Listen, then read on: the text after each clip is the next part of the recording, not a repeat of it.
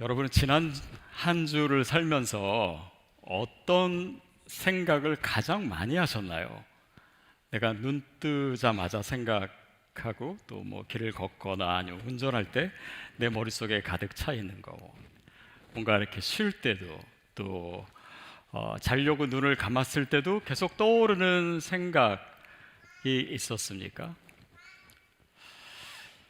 어떤 분에게는 그게 뭐 자녀 문제였을 수도 있고 또 돈 문제였을 수도 있고 또 어떤 분은 뭘 먹을까 맨날 이걸로 늘 머릿속에 가득 차 있기도 하고 또 어떤 분에게는 별로 생각하고 싶지 않은데 생각하고 싶지 않은 사람 그 생각을 계속 하느라고 일주일을 보내신 분도 계실 수 있어요. 어떤 분은 책상에 이렇게 써놨대요. 잡생각 금지. 근데 그걸 볼 때마다 잡생각이 난대요. 그러니까 생각이라고 하는 거를요, 우리가 내가 하는 것 같지만 사실 통제가 잘 안 됩니다. 우리가 요즘 많이 쓰는 용어 중에 알고리즘 뭐 이런 단어 많이 쓰잖아요. 뭐 유튜브나 SNS에 내가 검색하거나 뭔가 관심을 보이면 그것과 연관된 영상과 자료들이 계속 뜨는 거예요. 그래서 나도 모르게 거기에 끌려가게 되는 겁니다. 그래서 내 의지로 내가 생각하는 것 같지만 사실은 우리의 생각 가운데 있는 이 알고리즘이 나를 지배한다라고 생각할 수도 있어요. 우리의 생각을 보면요, 저마다 각자의 알고리즘이 있습니다. 마치 유튜브에서처럼. 그래서 내가 관심 있는 것, 내가 뭘 중요하게 생각하는가, 그게요 항상 다른 것을 경험할 때도 떠오를 수 있어요. 뭐 예를 들면 내가 길을 가다가 예쁜 꽃을 봤어요. 그러면 뭐 장사나 아니면 돈에 또 이렇게 마음이 많은 사람들은 저 꽃을 팔아가지고 키워서 어떻게 뭔가 상품으로 만들어 볼까 이런 생각도 들 수 있고, 또 어떤 분은 말씀을 읽으면서도 이분은 이제 막 쇼핑하는 데 관심이 많아요. 물건 사는데 말씀을 읽는데 너는 구하라 그리하면 주실 것이요 찾으라 찾을 것이요. 그러면 그냥 문득 내가 뭘 또 인터넷 써서 찾아가지고 사지 이렇게 떠올릴 수도 있는 것이 사람의 생각이고 알고리즘입니다. 그래서 우리 생각을 가만히 보면요, 그 안에 알고리즘이 있는데 이것이 내 삶의 방향을 설정해줘요. 그리고 그 생각이 내 감정이 되기도 하고요. 또 그 감정 때문에 어떤 행동을 하기도 하고, 그래서 마치 이 생각하고 사고하는 것이요 핸들과 같습니다. 우리가 지금 어디로 가는지를 이 생각이 다 방향을 정해주는 거예요. 나아가서 이것이요 나를 규정할 수도 있습니다. 내가 무엇을 위해서 살아가는지가 내 생각 가운데 지금 다 있는 거예요. 그래서 나는 누구인가 라고 하는 이 질문은 어떤 심오한 어떤 철학적 사고를 통해서 뭐 책에서 얻어질 수도 있겠지만 많은 경우 우리의 생각의 목록을 보면 됩니다. 내가 어떤 생각을 얼마나 자주 또 얼마나 많이 하고 있는지. 그래서 나의 생각이 내 인생을 어떤 쉐이핑하는, 모양을 짓는 그런 역할을 하고, 그래서 우리의 이 마음과 생각 가운데요 치열한 영적인 전쟁이 일어나고 있다, 영적인 전쟁터다 이렇게 생각할 수도 있습니다. 자, 그러면 우리는 그러면 생각이 뭔가를 한번 정의해 볼 필요가 있어요. 여러분 이거 아십니까? 생각이란 생각하면 생각할수록 생각나는 생각이니까 나는 아예 생각을 하지 말아야 되겠다고 나는 생각한다, 뭐 이런 거 예전에 많이 안 해보셨나요? 이거는 생각의 정의가 아닙니다. 그냥 혀 풀리게 하는 거예요. 근데 생각의 정의, 생각이라고 한 건 무언가, 그것을 생각해 보면 물론 여러 가지 정의가 있지만 그것을 일반적으로 이렇게 얘기합니다. 생각은 주어진 전제를 기초로 무언가를 인식하는 활동이다. 근데 여기서 중요한 것은요, 주어진 전제가 있다라고 하는 것입니다. 우리는 그냥 생각한다고 생각해요. 그러나 그 생각은요 항상 뭔가 전제, 그러니까 어떤 종류이든 믿음과 연결되어 있습니다. 예를 들면 이런 거예요. 저 사람 참 예쁘다 이렇게 생각해요. 근데 그것은 굉장히 직관적인 것 같지만 거기에는 굉장히 많은 전제들이 있습니다. 그것은 저 사람이 존재한다라고 하는 어떤 존재론적 전제도 있고요. 그리고 내 안에 어떤 그런 아름다움에 대한 기준이 있다라고 하는 전제도 있을 수 있습니다. 내가 지금 눈으로 보는 것과 실제 그 사람이 그 현상과 실제가 일치한다라고 하는 어떤 인신론적인 전제도 있을 수 있고, 내 시각이 올바로 돼 있다라고 하는 전제도 있고, 내가 지금 정신 상태가 맑다, 막 환각에 빠져가지고 막 예쁘게 이런 게 아니라면 그런 전제도 있을 수 있고, 그래서 뭔가 이렇게 심리학적이고 뭐 다른 여러 가지 차원에서의 전제, 어쩌면 그것은 증명할 수도 있지만 때로는 증명할 수 없는 믿음의 영역에 있는 것들이 참 많습니다. 그래서 철학에서도 그런 얘기 많이 해요. 기초신념이 있다. 기초신념은 증명할 수도 없고 또 증명될 수도 없는 건데 사람의 모든 생각과 결부되어 있는 거예요. 자, 근데요, 신앙의 영역에도 마찬가지입니다. 크리스찬으로서 우리가 생각을 하잖아요. 근데 그 생각의 근저를 보면요, 뭐 어떤 전제가 있냐면 하나님이 존재하신다라고 하는 전제가 있어요. 이걸 우리가 다 증명한 것이 아닙니다. 근데 이 믿음의 전제 위에서 우리가 신앙의 언어를 쓰는 것이고 성경을 읽고 있는 것이고 또 우리가 지금 예배드리는 이 행동 자체도 마찬가지예요. 그런 전제가 있는 것이죠. 자, 근데 우리가 예수를 믿는다라고 하는 크리스찬으로서 우리의 신앙의 전제를 생각할 때는요, 하나님이 존재한다만으로 충분하지 않아요. 그것보다 더 중요한 것이 있습니다.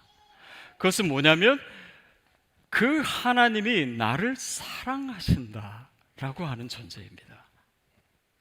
그래서 그 하나님이 뭔가 비인격적인 존재일 수도 있잖아요. 또 왜곡된 하나님에 대한 이미지를 가지고 있을 수 있잖아요. 어떤 엄격한 하나님이라든지 나를 늘 감시하고 막 벌 주기를 원하는 그런 하나님이라든지, 아니면 이단에도 하나님은 존재해요. 신은 존재합니다. 그러나 제대로 신이 아니잖아요. 타종교도 마찬가지고. 그래서 우리가 크리스찬으로서 갖는 우리의 생각의 모든 그 기초에 있는 가장 중요한 전제가 바로 하나님이 나를 사랑하신다는 거예요. 왜냐하면 복음이 그것을 증거하고 있기 때문에. 성경 전체가 많은 이야기를 하고 있지만 결국 이 성경을 통해서 우리에게 알려주고자 하시는 것이 뭡니까? 하나님이 나를 사랑하신다라고 하는 것입니다. 그래서 탕자가 아버지 집으로 돌아온 이유는요, 단지 아버지가 살아있기 때문이 아니었습니다. 그 아버지가 나를 사랑하시는 분이기 때문에, 그래서 나를 기다리고 계시다는 것을 내가 알기에 그 믿음 위에서 그 생각을 하게 되고 행동에 옮겼던 것이죠. 자, 그래서 이것이 중요합니다. 우리의 생각에 가장 밑에 무엇이 있는가? 그래서 하나님 나를 사랑하신다라고 하는 견고한 믿음이 있으면요, 때로는 힘든 일을 경험해도, 어려운 일이 있거나 고난을 당해도 그것을 그 전제에 맞춰서 생각합니다. 아, 하나님이 나를 사랑하시는데 이런 일을 나에게 허락하셨다면 거기에 뭔가 뜻이 있을 거야. 아니면 그 사랑의 근거에서 이것을 해석하기도 하고 이해하려고 합니다. 그런데 그 견고한 기초가 없으면 왜 하나님이 나한테 이 고난을 주시지? 왜 하나님 나에게 이러시지? 하나님 정말 나를 사랑하시나? 그러니까 그런 이 정말 우리 마음의 중심에 있는 믿음에 의해서 우리의 삶이 해석되는 것이 아니라 상황에 따라서만 해석이 되는 거예요. 그러니까 믿음이 왔다 갔다 할 수밖에 없는 것이죠. 저는 제가 생각해도 참 행복한 목회를 하고 있는 것 같습니다. 근데 그렇다고 저에게 힘든 일이 없느냐? 아니요, 그렇지는 않습니다. 뭐 어려울 때가 있어요. 목회 자체도 그렇습니다. 근데 뭐가 가장 어려울까를 생각해 봤더니 누군가 저의 진심을 몰라줄 때 힘들더라고요. 저의 의도를 몰라줄 때. 물론 저의 어떤 표현의 한계가 있다든지 아니면 제가 충분히 설명을 못해서 그런 거일 수도 있겠지만은 그냥 자신의 프레임 때문에 아니면 어떤 그런 경험에 의한 생각 때문에 뭔가 이렇게 본심을 이해하지 못할 때 마음속에 아픔이 있잖아요. 근데 이런 맥락이 바로 하나님께서 우리에 대한 하나님의 마음을 반영하는 것일 수도 있겠다 생각이 들어요. 왜냐하면 하나님은 사랑이신데, 하나님은 사랑으로 우리를 인도하고 계신데, 우리가 다 알지 못하지만, 이 생에서 우리가 다 이해할 수도 없지만, 그분이 그 사랑 가운데 아들 예수 그리스도를 주실 만큼 우리를 사랑하시는데, 우리가 그 사랑을 이해하지 못하고 우리의 신앙의 근저에 그것을 잃어버린 채 생각할 때, 왜곡할 때, 오해할 때 하나님이 섭섭해 하시지 않을까 싶습니다. 그래서 크리스찬의 생각이라고 하는 것은 하나님이 나를 사랑하신다라고 하는 뿌리, 그 뿌리로부터 피어나는 해석의 꽃입니다. 그게 크리스찬의 생각이에요. 성 어거스틴이 얘기한 것 중에 굉장히 유명한 말이 하나 있습니다. Credo ut intelligam 이라고 하는 거예요. Credo는 I believe, 내가 믿는다. ut, so that, 그 다음에 I might understand. 그러니까 내가 먼저 믿는 거예요. 믿음을 통해서 이해되기 시작하는 겁니다. 그러니까 믿음이라고 하는 것과 내 생각과 이해가 따로 떨어진 것이 아니라, 내가 하나님을 믿을 때 그분의 뜻이 이해되기 시작해요. 그분이 나를 사랑하시는 것을 내가 알기 때문에 이것은 어떤 상황이 와도 흔들릴 수 없는 나의 가장 근본적인 믿음이기 때문에 이거에 기초해서 이 모든 내 삶이 해석되는 거예요. 다 알지 못해도 괜찮습니다. 그러나 그 아는 것보다 더 중요한 신뢰의 열매가 바로 거기로부터 나오게 되는 것이지요. 그래서 우리의 믿음이 바로 그렇습니다. 하나님 나를 사랑하신다라고 하는 토대 위에 우리의 생각을 세워가는 것이죠. 제가 오늘 조금 복잡한 얘기를 했는데, 정리하자면 우리의 생각은 항상 믿음이랑 연관되어 있다. 그 근저에 믿음이 있다. 그리고 크리스찬의 믿음에는 하나님이 나를 사랑하신다 라고 하는 근본적인 믿음이 있습니다. 그래서 이 뿌리가 튼튼해야 우리가 올바른 생각을 할 수 있어요. 그래야 하나님의 시선을 우리가 가질 수가 있습니다. 내 고난에 대한 해석도, 정말 주님을 신뢰할 수 있는 믿음도 바로 이 뿌리에 근거합니다. 왜곡된 하나님의 이미지를 갖지 않을 수 있어요. 또 내가 정말 진정으로 주님께 순종할 수 있는 마음도 바로 여기서 나오는 것입니다. 잘못된 가르침에 빠지지 않을 수 있는 것도 바로 여기에 있습니다. 그러면 여러분 가운데 이런 질문이 들 수도 있습니다. 아니, 나는 하나님이 나를 사랑하신다는 걸 아는데, 근데 왜 나는 맨날 내 생각은 염려하는 쪽으로 흐르지? 원망하고 왜 그러지? 자, 여기서 중요한 것은 뭐냐면, 하나님이 나를 사랑하신다라고 하는 이 진리는요, 내 머릿속의 지식이 아닙니다. 정보가 아니에요. 머리로부터 나오는 것이 아닙니다. 이것은 하나님과 나와의 친밀한 관계로부터 흘러나와야 되는 거예요. 그래서 그분과의 이 관계 속에서 내가 그분을 알고, 또 그분의 뜻을 내가 헤아리고, 그분에 대한 그런 올바른 방향 가운데 생각을 하는 가운데 그 하나님의 사랑의 그 뿌리가 더 견고해지는 것이지, 그 하나님과의 관계 없이는 사실 이 모든 것이 그냥 이론으로만 다가올 수 있어요. 자, 그러면 오늘 성경은 어떻게 우리가 하나님과 친밀한 관계를 맺을 수 있는지, 그래서 우리의 생각이 그분 안에 머물 수 있는지, 그것을 알려주고 있는데, 그것이 6절부터 9절까지 말씀입니다. 우리 다시 한번 읽을게요. 시작.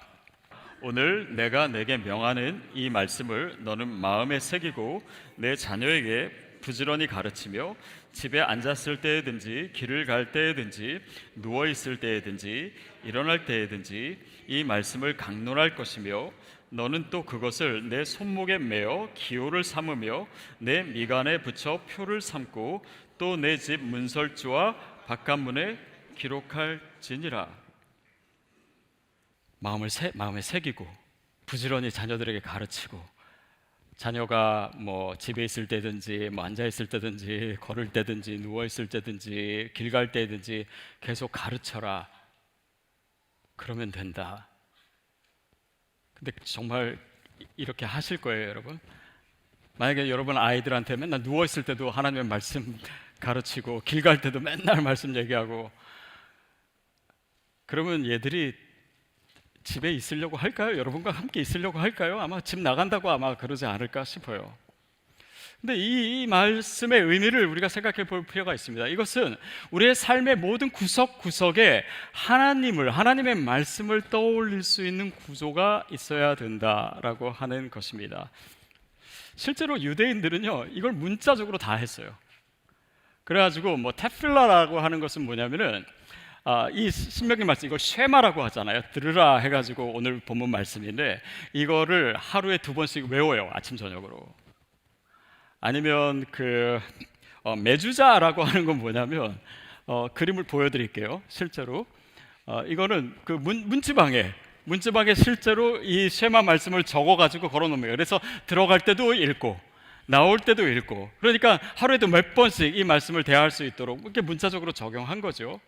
그리고 테필린이라고 하는 게 있는데, 그거는 뭐냐면 진짜 미간과 손목에 이 말씀을 담은 이 작은 상자를 해가지고 유대인들이 실제로 이걸 합니다. 근데 하나님이 정말 어떤 이런 행위를 원하실까요? 그러면 우리도 이렇게 해야 되지 않겠습니까? 근데 그 의미는 무엇입니까? 하나님을 항상 생각하는 사람이 되라, 주님의 말씀 가운데 늘 거하는 사람이 되라 라고 하는 의미입니다. 그런데 이것은 단지 그냥 늘 생각해야 돼, 아니면 늘 떠올려야 돼 라고 하는 그런 차원이 아니라, 오늘 본문의 처음에서 이것에 대한 해석의 틀을 줘요. 그게 뭐냐면, 너희는 마음을 다하고 힘을 다해서 내 하나님 여호와를 사랑하라. 사랑하는 데서 주님을 떠올리는, 주님을 생각하는 것이 자연스럽게 나오게 됩니다. 한번 생각해 보세요. 여러분, 누군가를 사랑해요. 그러면 그 사람을 항상 생각하지 않습니까? 밥 먹을 때도, 일할 때도 생각나지 않습니까? 나는 오늘 내 사랑하는 사람을 10번 생각해야지 결심해가지고 막 계획을 세워놓고 이렇게 하지 않잖아요. 그러니까 우리가 사랑하면요, 그 사랑의 대상에 우리의 생각이 늘 머물게 되어 있습니다. 그렇다면 여러분, 우리가 지금 얼마나 하나님을 사랑하고 있는지는 굉장히 분명하게 측정 가능합니다. 내가 하루를 살면서 주님을 몇 번이나 떠올렸는가, 얼마나 떠올렸는가, 그분 생각을 얼마나 하고 있는가. 물론 우리 신앙의 기준에 이것만 있는 건 아닙니다. 그러나 주님을 떠올리지 않으면서 내가 주님을 사랑한다라고 고백도 하고 뭐 찬양도 하고, 그러나 일주일 내내 하나님 생각 한 번도 안 하고 그리고 와서 하나님을 사랑한다라고 할 수 있을까요? 주일날 이렇게 예배드리고 또 일주일 정신없이 살고, 그리고 또 올 때 또 하나님이 이제 생각이 나서 하나님이 늘 반가워요. 그러나 친숙하진 않아요. 친밀한 관계가 없어요. 그러니까 결국 우리가 주님을 사랑한다라고 하는 것은 우리의 사고, 우리의 생각 가운데 그분이 계시는가, 우리의 의식의 흐름 가운데 성령님이 계시는가라고 하는 문제입니다. 이것이 일상의 리듬이에요. 하나님의 사람들이 반드시 가져야 되는 리듬입니다. 너희가 앉을 때나 일어설 때나 길 걸을 때나 누울 때나 일어날 때 이 말씀을 기억하라 라고 하는 것이 뭡니까? 이게 바로 삶의 예배예요. 삶의 예배라고 하는 것이 거창한 것이 아닙니다. 그게 아니라 내 모든 일상의 순간에 하나님을 떠올리는 거로부터 시작해요. 거기서 나의 어떤 주님을 향한 마음, 내 감정, 나의 작은 행동들, 이런 모든 것들이 예배가 되는 것이죠. 그래서 그런 리듬들, 작은 리듬들이 모여가지고 크리스찬의 삶을 형성하는 것입니다. 결국 우리가 하는 게 그거잖아요. 매일매일 성경 통독하는 거, 기도의 씨앗, 매일 아침에 또 시간이 될 때 기도의 씨앗으로 하나님과 교제하고, 또 그 하나님 말씀 묵상하는 가운데 주일에 들은 말씀을 일주일 내내 곱씹으면서 하나님이 나에게 어떤 삶을 살기를 원하시나, 어떤 행동을 하기를 원하시나, 이게 리듬이 되는 겁니다. 그리고 그거를 MC 모임 때 나누는 게 이때 리듬이잖아요. 새벽 예배 때 와가지고 같이 더 집중된 예배를 드리는 거, 이것도 삶의 리듬입니다. 주일 예배 드리는 것도 마찬가지죠. MC가 모이는 이 모든 것들이 삶의 리듬이 돼서 주님을 떠올리게 하고, 그러므로 인해서 하나님을 조금씩 더 사랑하게 되는 것, 이것이 바로 쉐마가 말하는 신앙인의 모습이에요. 그런데 여러분, 이것보다 훨씬 더 중요한 것이 있습니다. 그것은 뭐냐면, 여러분이 이런 질문을 지금 하실 수 있어요. 아, 그래, 내가 신앙생활을 하긴 하는데 그러면 어떻게 해야 주님을 사랑할 수 있지? 어떤 분은 그냥 매일 말씀 읽고 또 이런 리듬이 있는데도 불구하고 내가 주님을 사랑하는지 안 사랑하는지 잘 모르겠는 거예요. 우리가 영원한 나라에 정말 그리스도의 신부로 그 나라에 참여할 텐데, 그분을 사랑하지 않는 신부로 갈 수도 있나? 이런 신앙의 의문이 들 정도로 내가 정말 주님을 사랑하는지 모르겠는 거예요. 그리고 어떻게 해야 되는지도 모르는 거예요. 도대체 어떻게 해야 주님을 사랑할 수 있습니까?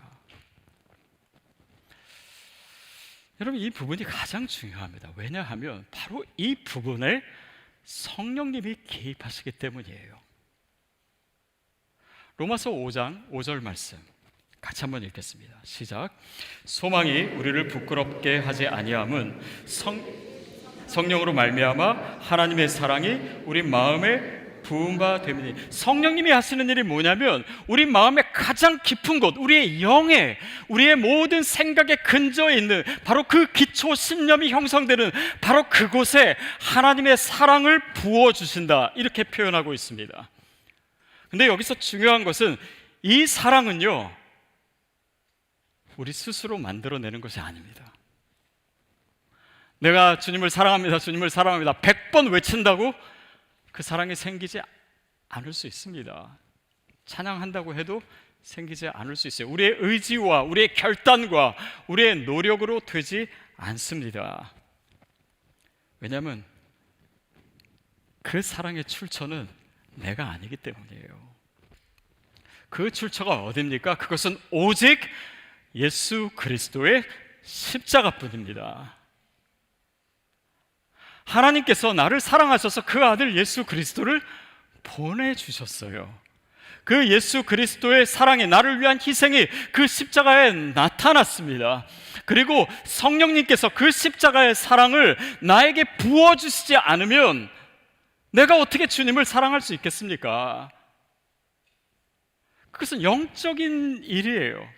이것은 어떤 교리가 아닙니다. 내가 예수 그리스도를 믿는다, 어떤 원칙을 세워가지고 그 원리를 익혀가지고 내 머릿속에 심은 그런 차원이 아닙니다. 여러분, 어떻게 2000년 전에 예수 그리스도 그 십자가가 오늘 나의 사건이 될 수 있습니까?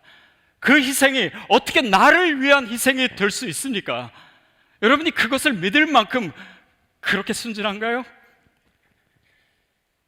아니요, 최소한 저는 그렇지 않습니다.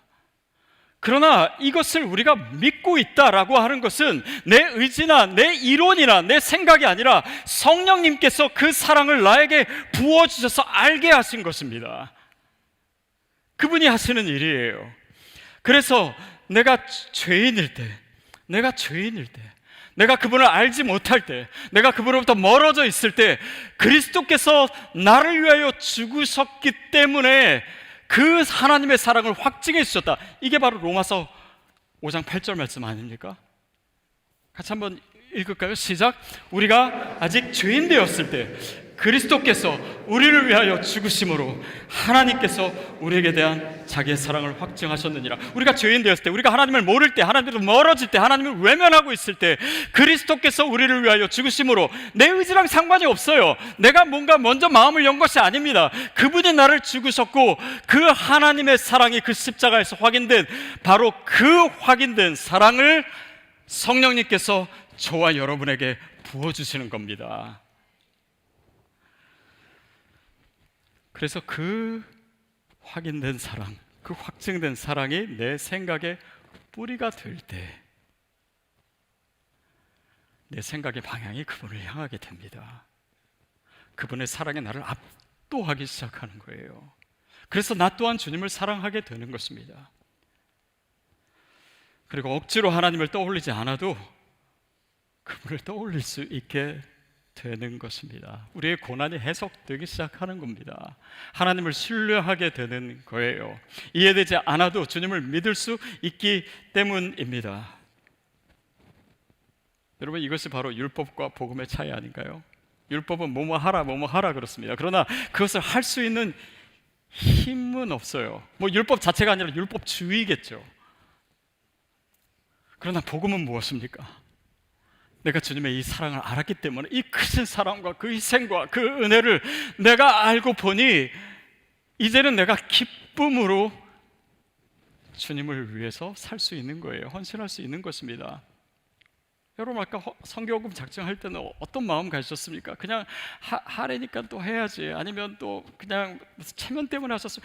그게 아닙니다. 우리가 얘기하고 있는 헌신은 그런 것이 아니에요. 정말 이 복음이 나에게 어떻게 주어졌나, 그 하나님의 은혜가 나에게 흘러오기까지 어떤 일들이 있었나, 바로 그 흐름과 그 역사를 위해서 나에게 그 사랑 가운데서 헌신이 나오는 것입니다. 그 순종의 열매는 바로 그런 것이지 않습니까?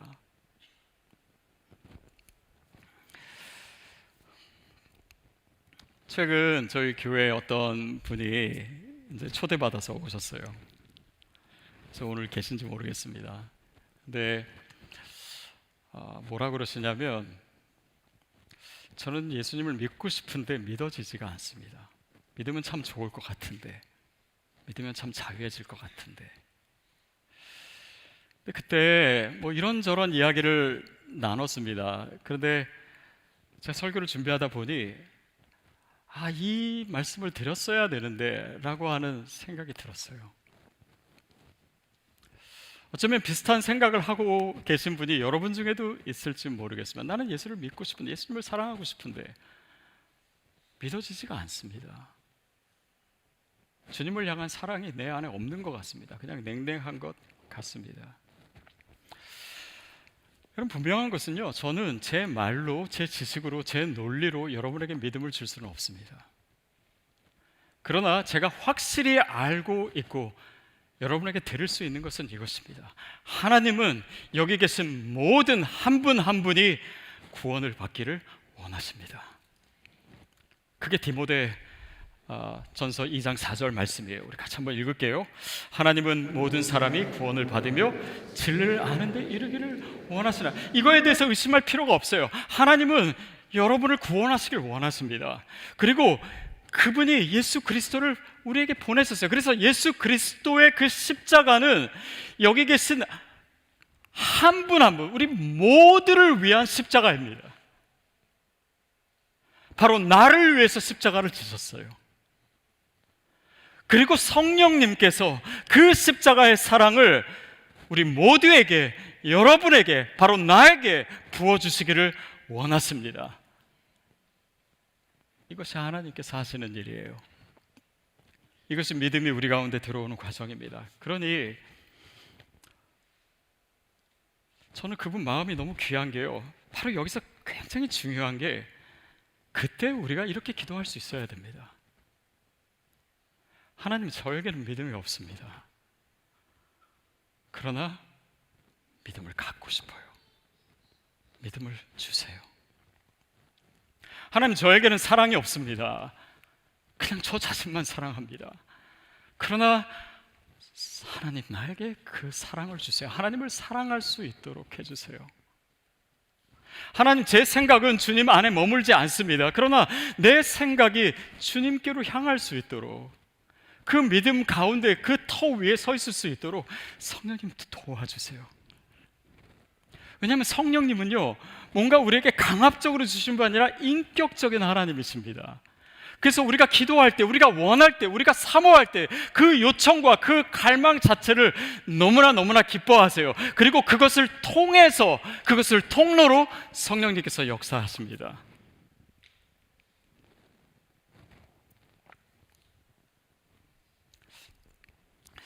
12세기 수도사였던 클레르보의 버나드라고 하는 사람이 있습니다. 이 사람이 자기 평생의 신앙을 한 문장으로 요약을 했어요. 그게 뭐냐면, 구주를 생각만 해도 내 마음이 좋거든. 주 얼굴 배울 때야 얼마나 좋으랴. 여러분, 이 단순한 문장에요, 우리의 신앙의 방향이 들어있습니다. 우리의 사고, 우리의 생각, 하나님이 나를 사랑하신다라고 하는 것을 내가 알기에, 그 터 위에 서 있기에, 그 믿음의 뿌리를 내렸기에 주님을 생각만 해도 내 마음이 너무 좋습니다. 그리고 내가 앞으로 살아갈 이 모든 순간이, 이 모든 상황과 경험이 그 사랑을 확인해가는 과정이에요. 그래서 내가 주님의 사랑을 알고 깨닫는 그 깊이가 더 넓어지고 더 깊어지고 더 커집니다. 그게 우리의 신앙의 여정이잖아요. 그리고 언젠가 주님의 얼굴을 배울 때 내가 얼마나 좋을까. 내가 이 땅에서 경험했던 그 어떤 기쁨보다 그 모든 즐거움과 기쁨, 우리가 표현할 수 없는 그 환희와 그것이 극대화된 그 날을 소망하면서 오늘을 살아가는 것입니다. 여러분, 이 찬양 부르고 싶지 않습니까? 우리 한번 불러볼까요?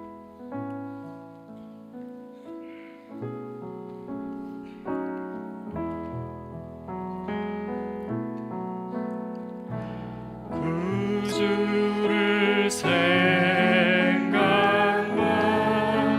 해도 내 맘이 좋거든.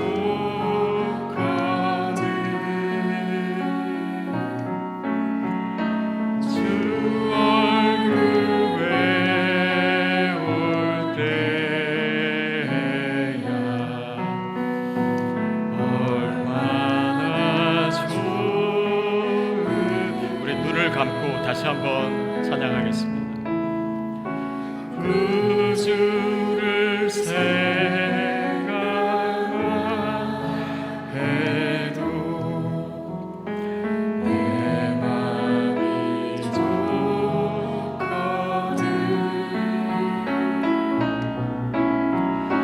주 얼굴 배울 때야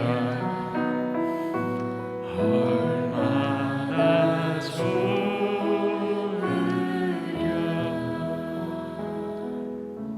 여러분, 이 고백이 우리 모두의 고백 되기를 바랍니다.